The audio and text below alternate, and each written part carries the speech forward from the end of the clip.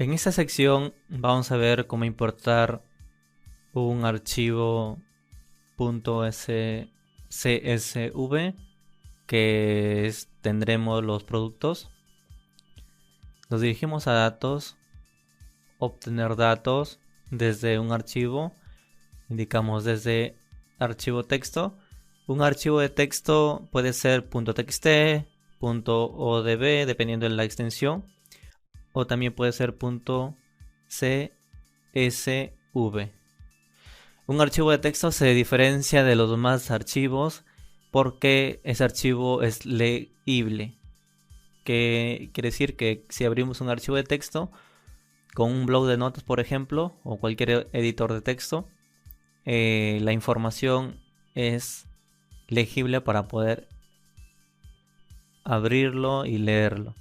Mientras que otro archivo que es binario es muy diferente, ya que si nosotros abrimos con un editor de texto, nos aparecerán algunas codificaciones que no es entendible por nosotros, pero sí es entendible por un computador. Entonces seleccionamos desde el texto.csv y tenemos nuestros archivos. Tenemos dos tipos de archivos, como indiqué, txt.csv es un archivo de texto. Vamos a importar lo que es productos.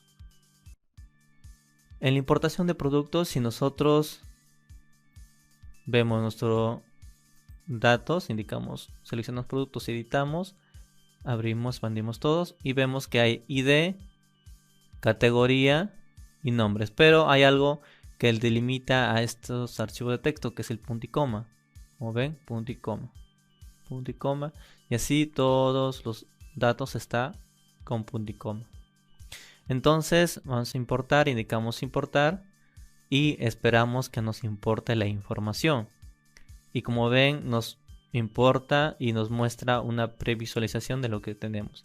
Y nos indica los datos de la vista previa se han truncado debido al límite de tamaño. ¿Por qué sucede? Porque Excel está intentando que al momento de importar los datos no haya mucha sobrecarga en nuestro computador. Entonces muestra solamente los primeros 20 datos para ver cómo se estaría importando los datos. Y tenemos el origen de archivo, en donde tenemos la codificación. Esta codificación dependerá de cómo nosotros hemos agregado los datos. Generalmente es en UTF-8 porque ahí permite las señas, permite las tildes, etc. Porque hay otro tipo de codificaciones que no permiten. Por ejemplo, el inglés no utiliza el ñ. Eso sería otro tipo de codificación. Y tendremos que esta codificación se ha basado en las 200 primeras filas.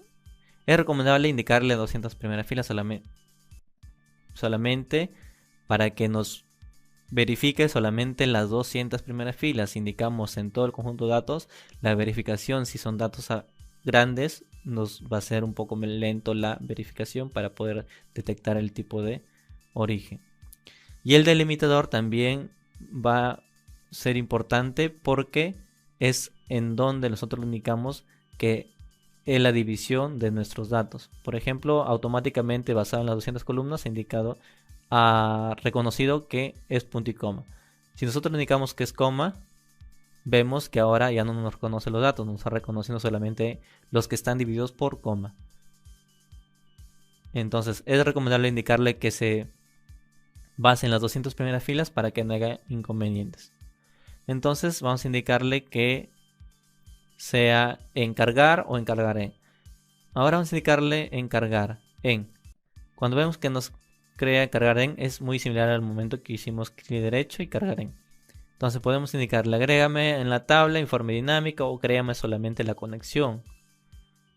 Lo podemos hacer cualquiera de esos cuatro. Por ejemplo, si le digo crear solamente la conexión, nos va a crear la consulta en esta sección. Y si le indicamos créame una tabla, nos va a crear una tabla similar a lo que hemos indicado. Entonces lo vamos a indicar crear tabla. Y lo podemos indicar agregar estos datos al modelo de datos. Aceptamos y esperamos que nos cree nuestra tabla. Como ven, nos crea una tabla con todos los datos que hemos tenido. Todos los datos están aquí.